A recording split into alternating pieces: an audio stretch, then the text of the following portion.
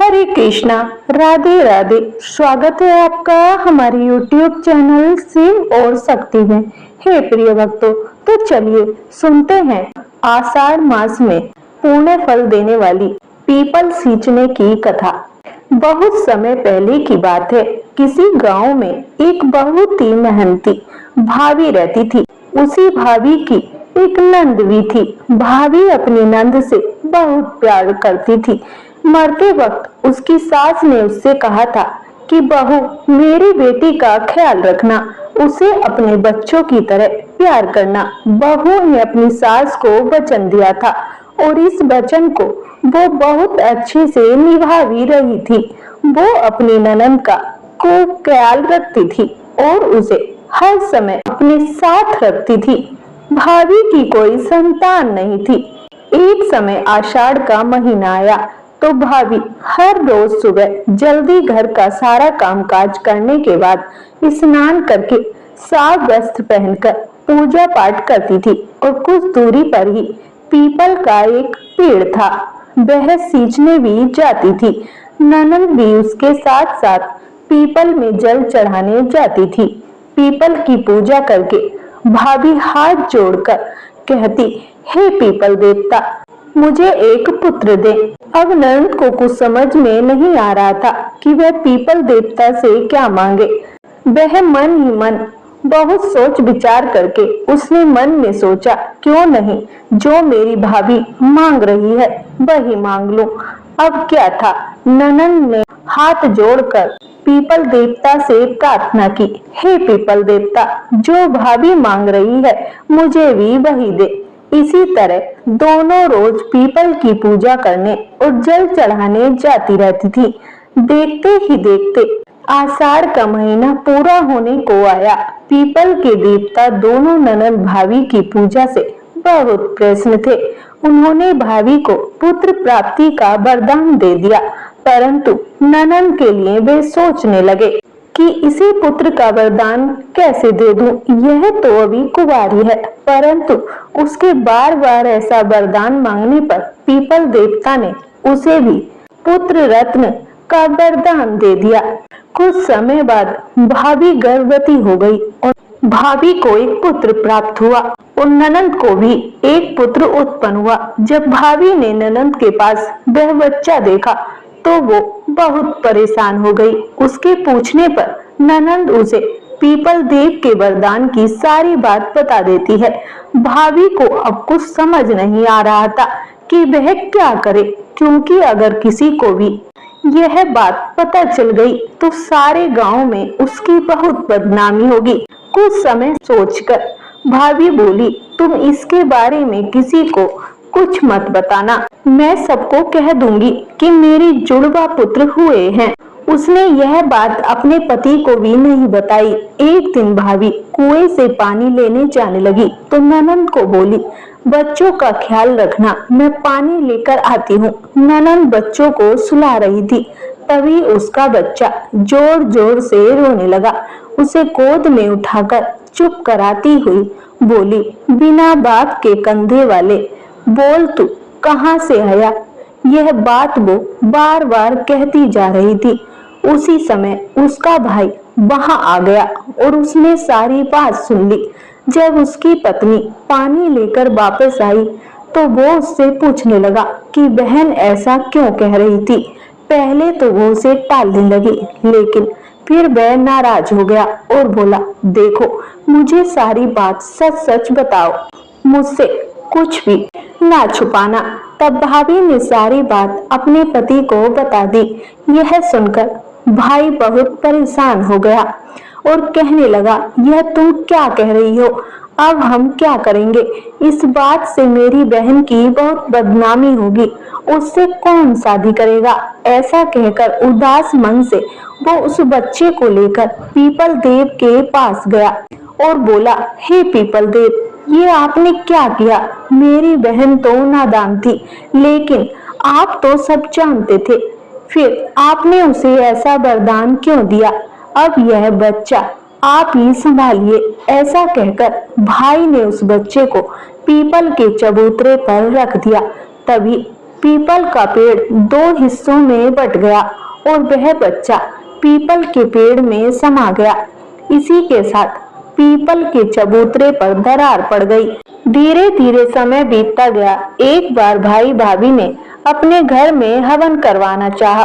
सभी गांव वालों को बुलवाया। पंडित ने हवन करना शुरू किया, लेकिन हवन की अग्नि जल ही नहीं रही थी। खूब घी डाला गया, खूब प्रयास किया गया, परंतु हवन में अग्नि प्रज्वलित नहीं हुई। सभी लोग चिंतित हो गए। तब कुछ बड़े बुजुर्ग बोले, कहीं ऐसा तो नहीं कि कहीं तुम किसी महान व्यक्ति बहन भतीजी को भूल रहे हो। तो वह बोला, नहीं, मैं तो किसी को भी नहीं भूला, मैंने तो सभी को बुलाया है। बहुत कोशिशों के बाद भी हवन की अग्नि प्रज्वलित नहीं हुई। तभी पास ही के आश्रम में से एक सभी वेदों के ज्ञाता संत महात्मा को बुलवाया गया और उन्हें सारी बात बताई गई।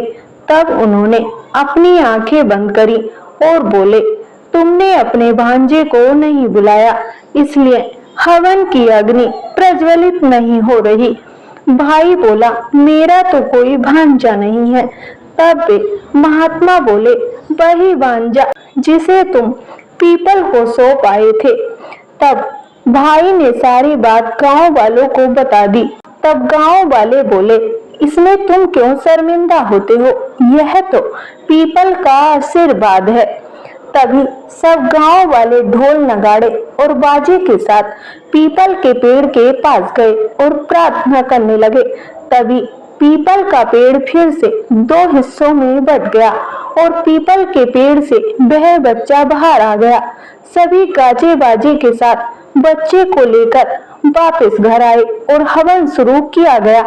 इस बार हवन की अग्नि प्रज्वलित हो गई और उस आग की लपटें खूब ऊंची गईं।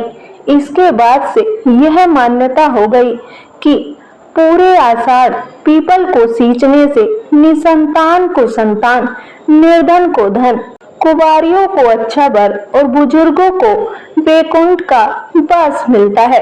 तो प्रेम से बोलिए, पीपल देवता की जय। हे प्रिय भक्तों, तो चलिए अब सुनते हैं पटवारी की कथा। एक बुढ़िया थी, उसने अपनी बहू से कहा, तो दूध दही बेच के आ। वह बेचने गई तो रास्ते में औरतें पीपल पटवारी सींच रही थी। उनको सींचता देखकर बहू ने पूछा कि तुम यह क्या कर रही हो। औरतें बोली कि हम पीपल पटवारी सींच रहे हैं, इससे अन्न और धन आता है, 12 वर्ष का बिछुड़ा हुआ पति मिल जाता है। बहू बोली, ऐसी बात है तो तुम पानी से सींचती हो, तो मैं दूध से सींचूंगी। तो गुजरी बहू रोजाना दूध दही बेचने नहीं जाती, वह रोजाना दूध को पीपल में और दही पटवारी में सींचती। सास दूध दही का दाम मांगती तो वह कह देती, महीना पूरा हो जाने पर ला कर दूंगी। आषाढ़ का महीना पूरा हो गया। पूर्णिमा के दिन बहू पीपल पटवारी के पास जाकर बैठ गई। पटवारी ने पूछा, तुम मेरे पास क्यों बैठ गई। बहू बोली कि सास दूध दही का दाम मांगेगी।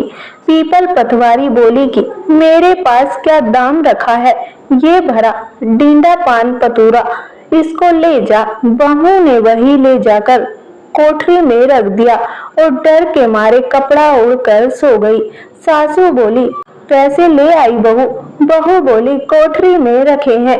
सासू ने कोठरी खोल के देखी तो देखा हीरे मोती जवाहरात जगमगा रहे हैं। सासू बोली, बहू इतना धन कहाँ से लाई। बहू ने आकर देखा तो सच्ची में ही धन भरा हुआ है। बहू ने सास को सारी बात बता दी। सास ने कहा, अब की बार आषाढ़ में मैं भी पटवारी सींचूंगी। आषाढ़ आया, सास दूध दही तो बेच आती, हांडी धोकर पीपल पटवारी में चढ़ा देती। आकर बहू से कहती, मेरी से दाम मांग। वह कहती, सासू जी, कोई बहू भी दाम मांगती है, मगर सासू कहती, तू मांग। बहू बोली, सासू जी पैसे ले आओ। तो सास पीपल पटवारी के पास जाकर बैठ गई। पीपल पटवारी ने सास को पान पतूरा भरा डींडा दे दिया। उसने ले जाकर कोठरी में रख दिया। बहू ने खोलकर देखा तो उसमें कीड़े मकोड़े बिलबिला रहे हैं। बहू ने कहा, सासू जी यह क्या? सास ने आकर देखा और बोलने लगी, पीपल पतवारी बड़ी दोगली पटपीटन है। उसको तो धन दिया, मुझको कीड़े मकोड़े दिए। तब सब कोई बोलने लगे कि बहू तो सत की भूखी सींची थी, तुम धन की भूखी। हे पटवारी माता, जैसा बहू को दिया वैसा सबको देना, जैसा सास को दिया वैसा किसी को मत देना।